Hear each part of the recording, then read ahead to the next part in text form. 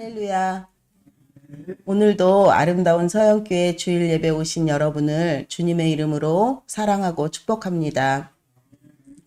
오늘은 십자가 위에서 얻은 풍성한 구원이란 제목으로 말씀 전해드리겠습니다.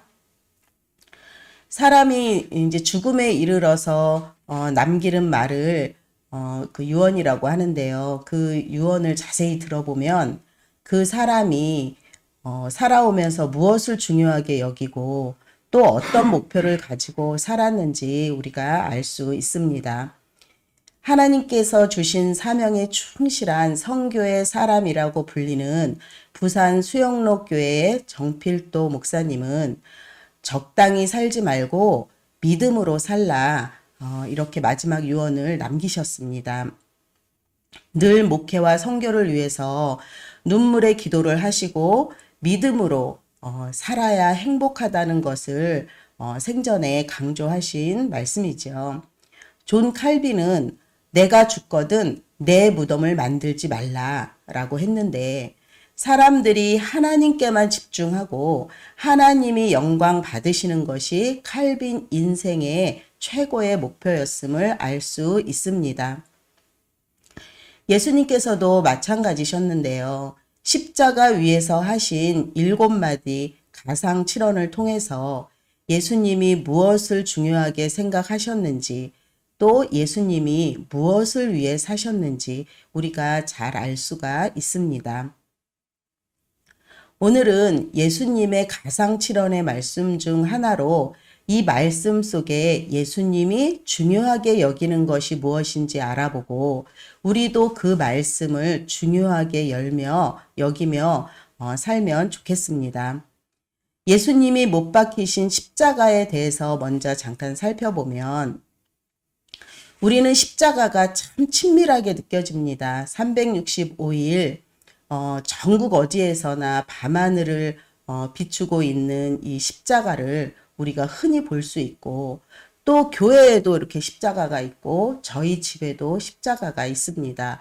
그리고 우리는 십자가를 또 액세서리처럼 이렇게 이용하기도 합니다. 그런데 주후 1세기 유대인들에게는 죄로 인해 저주받은 자들이 나무에 달리는 것 이것이 십자가형이었고 또 죽은 시체들 전쟁에서 패한 그 적군들의 시체를 나무에다 이렇게 매달아서 다른 사람들에게 다른 나라에게 너희들도 우리에게 이렇게 덤비면 이렇게 될 것이다 라는 그 경고의 메시지였습니다. 또 로마인들에게 십자가형은 너무나 잔인하다고 생각을 했기 때문에 일부 지식층들은 이 십자가형을 없애야 된다. 그리고 이 십자가형에 달린 죄인들은 빨리 죽지도 않고 그 매달려서 그 고통 가운데 물과 피를 다 쏟고 가장 수치스럽고 가장 고통스러운 형벌이라고 여겼습니다. 그래서 당시에 가장 심한 욕이 십자가에 매달놈이라고 했다고 합니다.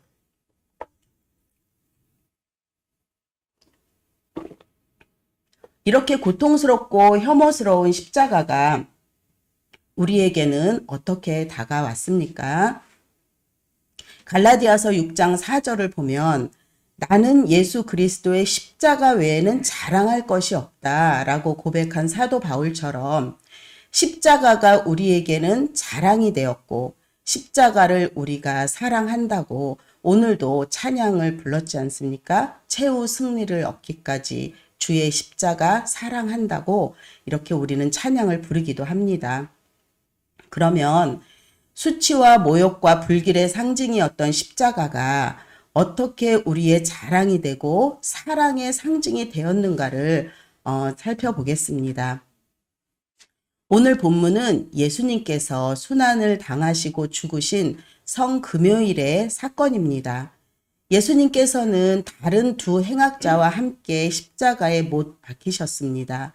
만왕의 왕이시고 하나님의 아들이신 예수님께서 오히려 불의한 자들의 손에 의해 행악자와 같은 취급을 받으셨는데 이것은 구약의 성취였습니다. 이사야 53장 12절 그가 자기 목숨을 죽음으로 내던지고 죄지은 사람들 가운데 하나로 여겨졌으며 많은 사람들의 죄를 대신 지고 죄지은 사람들이 용서를 받도록 중재했기 때문이다. 예수님은 죄가 없으심에도 십자가에 달리셨습니다. 그리고 저들은 자신들이 저지른 일이 하나님의 아들을 죽이는 엄청난 죄악임을 알지 못하고 행하고 있으니 그들의 죄를 용서해 달라고 기도하셨습니다.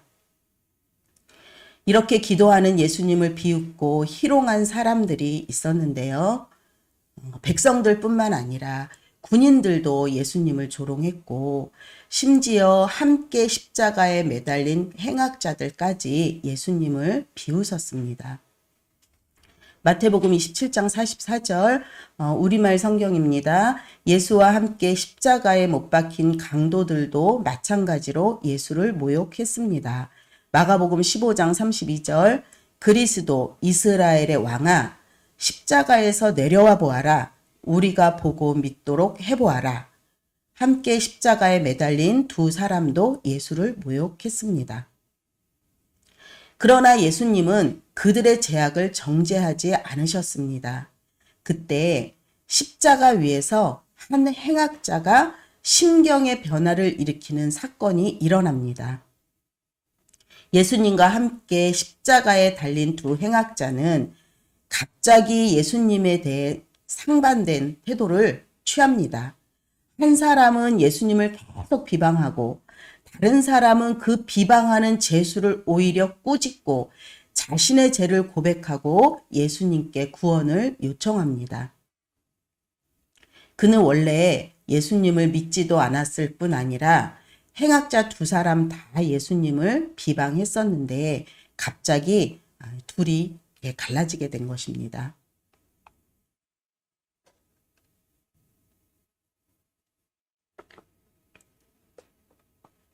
한편 행악자는 여전히 내가 너 자신을 구원해봐라 라고 예수님을 욕하고 다른 행악자는 예수님을 비방하는 자를 꾸짖고 자신의 죄를 인정하고 자신을 기억해달라고 예수님께 요청합니다. 그러면 십자가에서 죄를 고백한 행악자는 언제, 무엇 때문에 예수님을 받아들이게 되었을까요? 예수님은 오늘날의 시간으로 오전 9시부터 오후 3시까지, 그러니까 6시간 동안 십자가에 달려 계셨습니다. 한편 행악자도 6시간 동안 옆에 십자가에 매달린 예수님을 보았습니다. 그는 십자가 위에서 십자가를 만나고 회심하게 되는데 예수님의 어떤 모습이 그를 변화시켰는지 보겠습니다. 당시의 문헌을 보면 십자가의 죄수들은 크게 두 종류의 반응을 보인다고 합니다. 첫 번째는 자기 자신을 한탄을 하는데 나는 왜 이렇게 재수가 없냐? 나는 왜 이렇게 하는 일마다 되는 것이 없냐? 라고 그 내적인 좌절을 하고 자신을 원망한답니다. 또 두 번째 분노는 밖으로 분노를 표출하는데 자신을 십자가에 못 박은 사람들을 향해서 네가 뭔데 나를 십자가에 못 박느냐? 내가 죽어서도 끝까지 너를 괴롭힐 것이다. 너를 가만두지 않겠다라고 하며 저주를 한답니다. 그러니까 일반적으로 십자가에서 죽음을 맞이하게 되면 이렇게 다른 사람을 저주하거나 자기의 운명을 원망하는 것이 인지상정인데 예수님은 사람들이 내가 남을 구원하였으니 너 자신도 구원해봐라 라고 비웃고 조롱을 해도 누구를 원망하거나 저주하기는커녕 오히려 자신을 십자가에 못 박은 사람들의 죄를 용서해달라고 기도했습니다. 누가복음 23장 34절 이에 예수께서 이르시되 아버지 저들의 죄를 용서하여 주옵소서 저들은 자기들이 하는 것을 알지 못함이니이다. 다시요. 아버지 저들의 죄를 용서하여 주옵소서 저들은 자신들이 하는 일을 알지 못함이니이다. 바로 이 말 때문에 한편 행악자의 마음이 녹아내렸습니다. 십자가에 매달려 숨쉬기조차 힘들고 고통 가운데 계셨지만 예수님의 간절한 사랑과 그 용서의 외침을 듣고 보고 충격을 받았습니다. 예수님의 죄인들을 향한 그 사랑의 마음이 그 어떤 원망과 저주보다도 강했고 예수님의 죄인들을 향한 그 용서의 마음이 분노와 복수를 덮은 것입니다. 이 모습을 보고 한편 행악자는 충격과 감동을 동시에 받고 예수님을 믿기로 결정을 한 것입니다. 보통 사람이라면 도저히 할 수 없는 일이기에 하나님의 아들 메시아가 아니라면 이러한 사랑과 용서가 나올 수 없다고 생각을 했습니다. 이전에 사람들에게 들었던 이 사람이 그리스도이고 하나님의 아들이라는 것이 사실일 수 있겠구나. 예수님이 구원자가 맞겠구나 라는 생각이 들었습니다. 그동안에는 예수님은 십자가에 달려 죽어가는 무능하고 힘이 없는 자신들과 같은 죄인인 줄 알았는데 예수님의 죽음이 자신들의 죽음과는 다르다는 것을 발견합니다.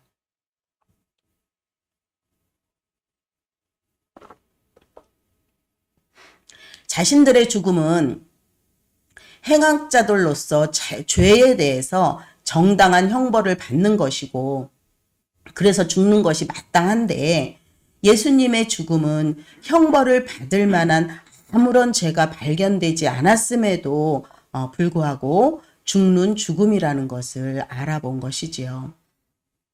예수님의 도저히 상식적이지 않은 사랑, 기브 앤 테이크가 아닌 무조건적인 사랑이 사람을 변화시킨 것입니다. 예수님께서는 원수를 사랑하고 너희를 미워하는 자를 선대하고 너희를 저주하는 자를 축복하고 너희를 모욕하는 자를 위해서 기도하라고 제자들에게 가르치셨는데 그 본을 십자가에서 친히 보이신 것입니다.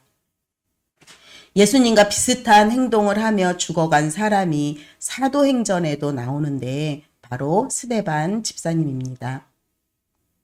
스데반의 설교를 들은 유대인들은 마음에 찔려 이를 갈고 스데반을 성 밖으로 쫓아내고 돌을 던졌습니다. 그 순간에도 성령 충만한 스데반은 주 예수여 내 영혼을 받아주시옵소서 주여 이 죄를 그들에게 돌리지 마옵소서라고 했습니다. 우리가 거리에서 이렇게 전도지를 주며 복음을 전하기도 하지만 때로는 아파하고 슬퍼하는 사람들과 함께 울어주고 곁에 있어주고 또 우리를 중상모략하는 사람들을 대적하지 않고 묵묵히 자신의 일을 할 때 처음에는 사람들이 어이 저 바보 아니야? 라고 무시할 수도 있습니다. 그러나 악을 악으로 갚지 않고 인내하다 보면 어느 순간 바보라고 여기며 무시했던 그 사람들 안에 계신 하나님을 보게 되고 그러면 바보라고 여겼던 그 사람들이 점점 두려워지기 시작합니다. 그리고 그 사람 안에 있는 하나님에 대해서 궁금해지고 하나님 나라의 복음에 이제 귀를 기울이게 됩니다. 이것이 선으로 악을 이기는 것입니다. 복음 전도의 강력한 무기는 한마디로 사랑과 용서입니다. 그러나 무조건 악인을 덮어주고 넘어가라는 의미는 아닙니다. 때로는 잘못을 지적하기도 하고 꾸짖을 필요가 있습니다만 그렇더라도 기도하는 마음으로 사랑으로 대하라는 것입니다. 42절에 한편 행악자가 말합니다. 이르되 예수여 당신의 나라에 들어가실 때에 나를 기억하소서. 이 말은 예수님이 메시아이심을 고백하는 것입니다. 그는 기억하소서라고 하며 조금이라도 자신에게 자비를 베풀어 달라고 얘기를 하는데 예수님께서 아주 놀라운 대답을 하십니다. 기억이 무슨 말이냐? 오늘 내가 나와 함께 낙원에 있을 것이다. 기억 정도가 아니라 예수님이 친히 그와 함께 하실 것이고 예수님은 오늘이라는 표현을 통해서 즉각 낙원으로 이끌어 주실 것을 약속하십니다. 이렇게 하나님은 기대 이상의 은혜를 풍성하게 주시는 분이십니다. 에베소서 3장 21절을 보면 우리 안에서 역사하시는 능력을 따라 우리가 구하고 생각하는 모든 것보다 훨씬 더 넘치도록 하실 수 있는 분에게 교회 안에서와 그리스도 예수 안에서 영광이 대대에 영원 무궁하기를 빕니다. 아멘.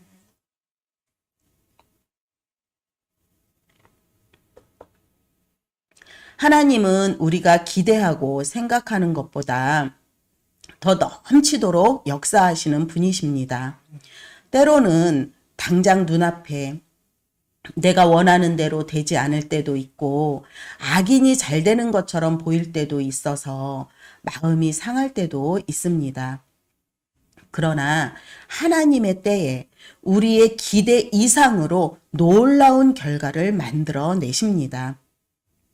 사무엘상 2장 한나의 기도에서도 기대 이상으로 베푸시는 하나님의 은혜를 볼 수 있습니다.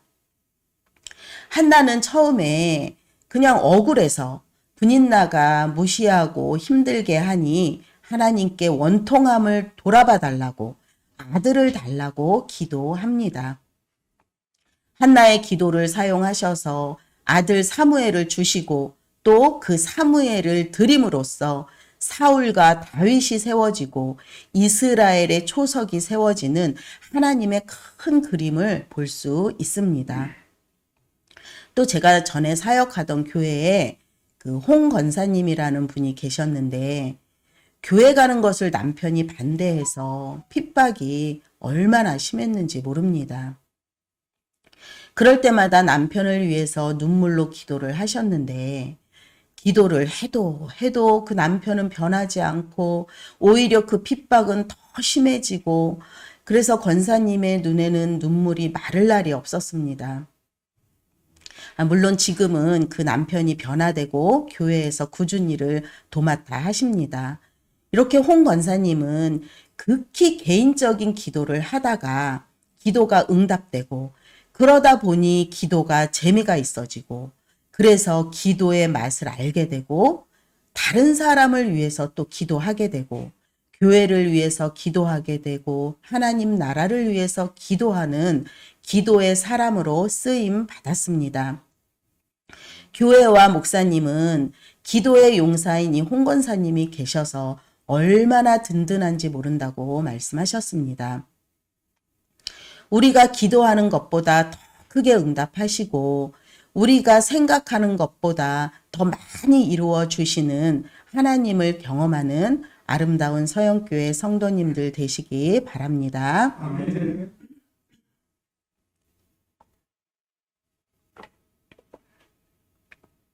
이렇게 하나님의 풍성한 구원을 경험하고 회심한 행악자는 그 유익이 있습니다. 어떤 유익이 있냐면 그 열매를 맺게 되는데 바로 십자가 위에서 죽기 전에 열매를 맺는데요. 그 첫 번째 열매가 말의 열매입니다. 예수님을 믿으면 말이 달라진다고 하죠. 회심한 행악자는 처음에 예수님을 그 비방했던 입술이 이제는 죄를 고백하는 입술이 되었고 예수님을 비방하는 자기의 동료를 말리고 꾸짖는 입술이 되었습니다. 41절 우리는 우리가 행한 일에 상당한 보응을 받는 것이니 이에 당연하거니와 이 사람이 행한 것은 옳지 않은 것이 없느니라. 회심한 행악자의 말이 이렇게 바뀐 것은 예수님을 믿고 마음이 바뀐 것인데 그 마음을 바꾸신 분은 바로 하나님이십니다. 예수님은 사람의 입으로 나오는 말이 그 마음의 열매라고 하셨습니다. 회심한 행악자는 비록 십자가에 매달려서 움직일 수도 없고 아무것도 자신이 할 수 없었지만 최선을 다해서 자신이 마음으로 믿은 것을 입으로 시인한 것입니다. 이것이 믿음이지요. 자신은 큰 죄인으로 용서받을 가능성이 1%도 없다는 것을 알지만 예수님은 죄가 전혀 없으시고 의로우신 메시아이심을 고백한 것입니다. 예수님을 믿어도 안 바뀌는 사람이 있습니다. 사람은 절대 바뀌지 않아 라고 하는데 그 사람은 이 머리로만 지식적으로만 하나님을 예수님을 아는 것이지 마음으로 받아들이지 않았기 때문입니다. 또 어떤 사람은 제가 이렇게 얘기하는 것도 들었습니다. 십자가에서 회심한 행악자를 부러워합니다. 아, 젊었을 때 실컷 내 마음대로 살다가 죽기 전에 저 십자가의 행악자처럼 회개하고 믿으면 되지 뭐 라고 생각하는데 그것은 옳지 않습니다. 회개와 용서는 우리 스스로 의지적으로 조정할 수도 없고 우리가 결정할 수도 없습니다. 그것은 하나님의 절대적 주권이고 우리는 죽음의 때와 시를 알 수 없습니다. 두 번째 그 열매는 거룩한 분노의 열매입니다. 40절 그러나 다른 제수는 그를 꾸짖어 말했습니다. 너도 똑같은 십자가 처형을 받고 있으면서 하나님이 두렵지도 않느냐? 회심한 행악자는 그 동료가 예수님을 모욕하자 당연히 받을 죄를 받고 있다고 꾸짖으며 죄에 대해 거룩한 분노를 합니다. 거룩한 분노는 참된 믿음의 또 다른 열매라고 할 수 있는데요. 예수님은 성전을 예배하는 곳으로 사용하지 않고 대제사장들과 결탁해서 착취하고 이방인들의 예배를 방해하고 자신들의 탐욕의 도구로 사용한 성전 지도자들을 향해서 분노하셨습니다. 바울 역시 아테네에 복음을 전하러 갔을 때 우상이 가득한 것을 보고 마음에 격분했다고 사도행전 17장 16절은 말합니다. 이와 같이 참된 믿음에는 예수님을 닮은 용기 있는 거룩한 분노가 있습니다. 우리는 어떻습니까? 여러분은 무엇에 대해서 분노하시나요?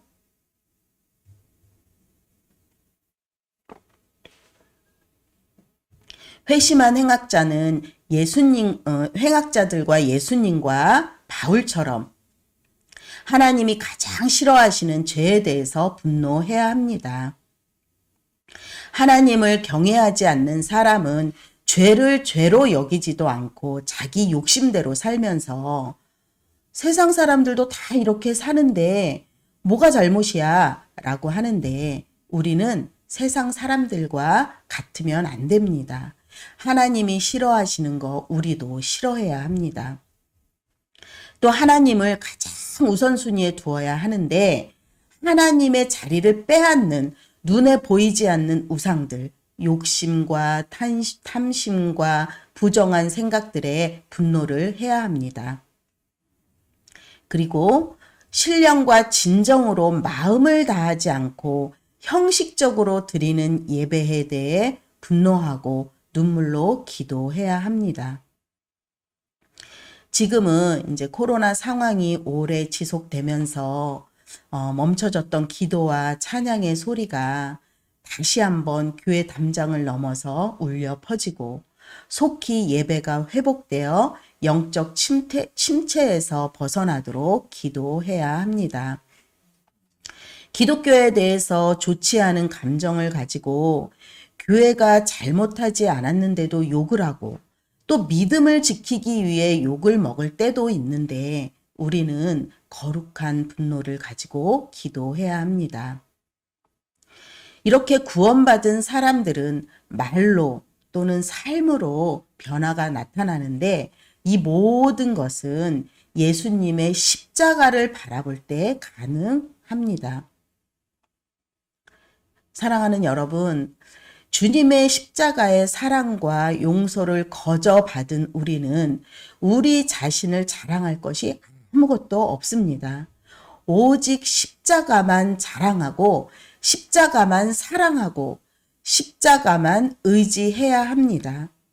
우리 하나님은 우리가 기도하는 것보다 더 넘치도록 역사하는 분이시고 우리가 생각하는 것보다 더 풍성하게 이루어주는 분이십니다. 왜냐하면 하나님의 사랑과 예수님의 사랑이 우리의 사랑과는 비교할 수도 없이 강하고 크기 때문입니다. 그 크고 놀라운 하나님의 사랑에 감동해서 우리도 하나님을 뜨겁게 사랑하고 예수님의 십자가의 은혜에 감사하여 한 주간 동안 사랑과 섬김을 실천하는 저와 여러분 되시기를 간절히 바랍니다.